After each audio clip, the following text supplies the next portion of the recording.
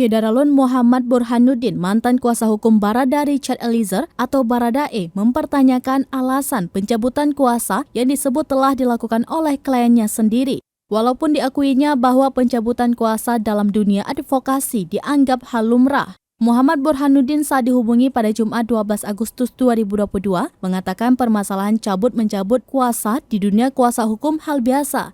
Hanya saja harus ada alasan argumentasi hukumnya. Karena profesi ini harus dihargai, diketahui advokasi itu tidak di bawah Polri.